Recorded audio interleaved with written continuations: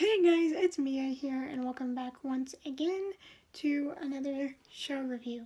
Now, I'm not done with the book Kingdom Come. I have not been reading it, and I mean, at this point, are we even surprised that I'm not done with the book by the next few videos? Probably not, because it's kind of my thing at this point. I just get to a point where I don't want to read, or I want to read, but then I keep getting pulled away from stuff, so it's whatever. When I finish it, I finish it. When I don't, I don't. It doesn't really matter. But I was today going to talk about the movie Cats.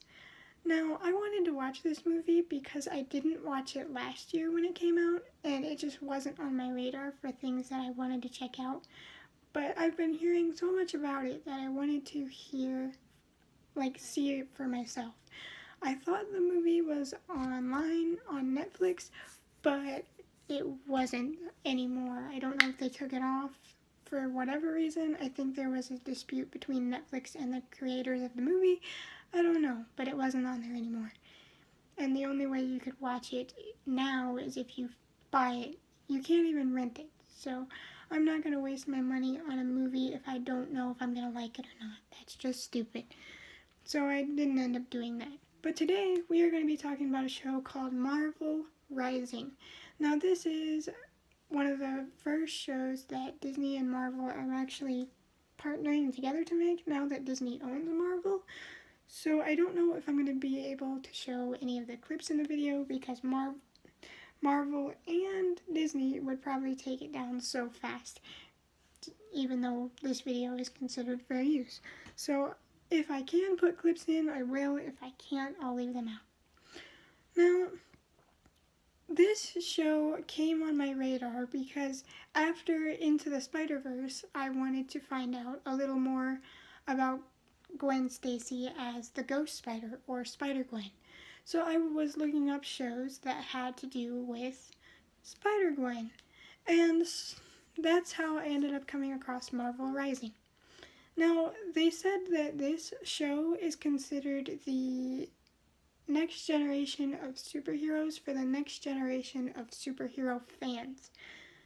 And I could agree with that. It has a great female-centered cast with, they have some males on the team, but it's a very female-empowering show. It's a very culturally diverse show, which is really nice. And it has good lessons about not giving up on yourself and not caring so much what the world around you thinks, because you're going to be you, and you're you. That's what makes you special. But our cast is Squirrel Girl, and as her name suggests, she is a girl with the powers of a squirrel. She says that a lot. Now, Squirrel Girl is probably my least favorite character of the group. Not because she's not a good person or anything like that. It's just she talks all the time, and I cannot stand characters that constantly think they have to scream or talk all the time. You don't need to fill the silence with talking every 2 seconds. Just chill. She's a little over-energetic for me as well.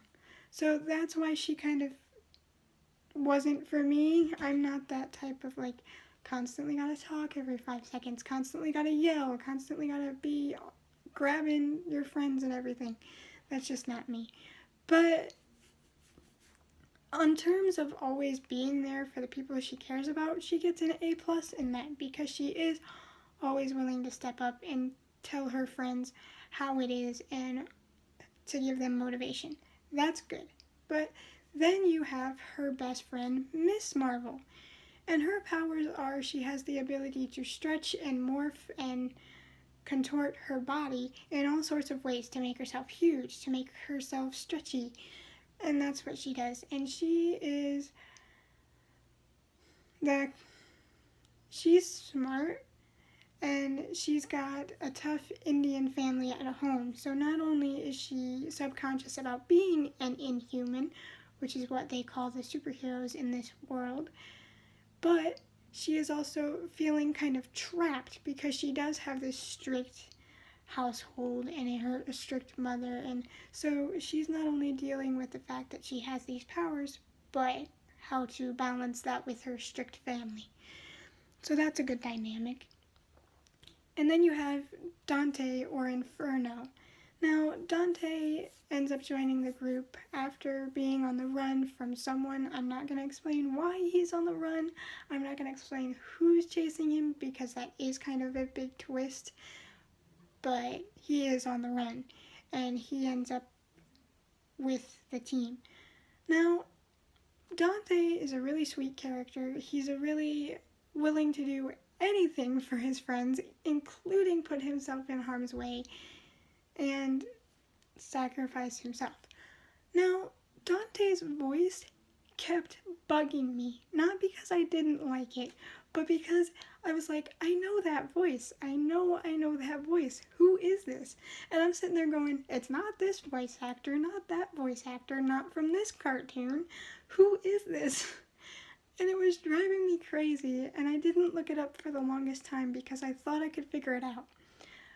But when I looked it up, because I finally gave up at like close to the end of the show, I was like, it's Tyler Posey from Teen Wolf. It's Scott from Teen Wolf. Like, okay. Because I was not expecting him at all because, as far as I know, he's never voice acted in anything else. So he was the last person to pop up on my radar. But that was kind of cool. And then after I knew that it was Tyler Posey, I could not stop hearing Tyler Posey or seeing Scott in my head. So that's yet another character that Tyler Posey has played that I liked. So then you have Gwen Stacy, aka Spider-Gwen. And we all know Spider-Gwen. She's the reason I found this show in the first place. And of course she has the powers of Spider-Man, or Spider-Woman, or spiders, whatever you want to say. She's kind of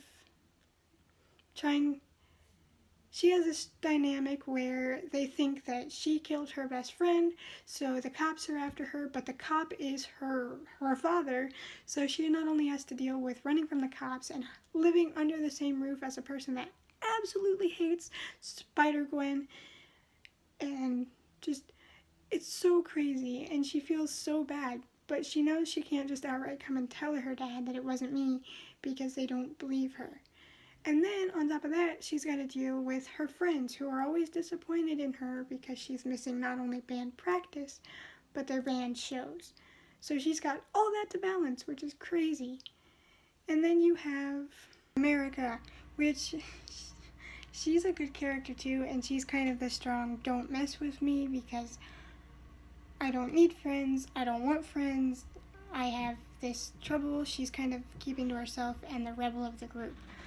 But she kind of has like similar powers and sort of a similar backstory to Superman in a way, and it's kind of sad what happens to her because she's kind of a refugee here on Earth. So she's kind of the standoffish, I'll fight back so hard when I'm trapped in a corner, and I'm gonna come back and hit you 10 times harder. That's America. And it was kind of messing with me that her name was America because I kept thinking of America, like the place, and the United States, not like America, her. But she's a great character too, and she kind of learns to open up and be more friendly towards her teammates, so that's cool. The girl with earthquake powers, I forget her name right now because I'm totally blanking, and she kind of feels like she's kind of the secondary leader of the group. Captain Marvel is the one that formed them, but she's the de facto leader. And she kind of feels the pressure of having to lead and train this new team, because she's like, I've never led a team before, what am I supposed to do? So there's that whole dynamic. And then you have the Patriot, who is Captain America's sidekick, and was trained by Captain America and has now joined the Agents of S.H.I.E.L.D. So that's our cast. Not only are they from all walks of life, from white to animal to Black and Indian, all of them. That's great. This is the most culturally diverse show I've seen in a while. So it was nice to see a more culturally diverse cast, because the world is full of cultural diversity, that's the word. But this show just works really well. It's really smooth, although the animation was kind of off-putting at first because it's a little too smooth and the characters don't seem to pop off the background. At times they kind of seem to blend in, whereas you can tell me from the background, which the animation being so smooth, it did kind of feel at times very flat for me. But other than that, it was great. And I swear to you, I watched this show about a week ago, and I have had Watch Me Rise and Born Ready stuck in my head. I literally have them in my playlist because I've been listening to them since I finished watching the show. They're just great songs. You have a great voice cast, especially like the one I told you about that I did not know was a voice actor at all. They really brought real emotion to the characters, and it was just an all-around great show. The action was nice. Them figuring out how to be a team and figuring out how to be accepted while balancing that with their normal lives. It just all worked really well. And the thing is that the show is not that long. It consists of a few 4-minute to 3-minute episodes at the beginning, and then just a couple of 45-minute to 25-minute, like, short episodes. I mean, all of it's on YouTube, on the official Marvel YouTube channel, to watch for free. And you'll probably only spend a couple hours watching it. So if you're looking for a show that's going to be good and that you don't have to spend months or a year watching, check out Marvel Rising. It's pretty good, I will say. Alright, that's it for me. Hope to see you next time. Bye, guys.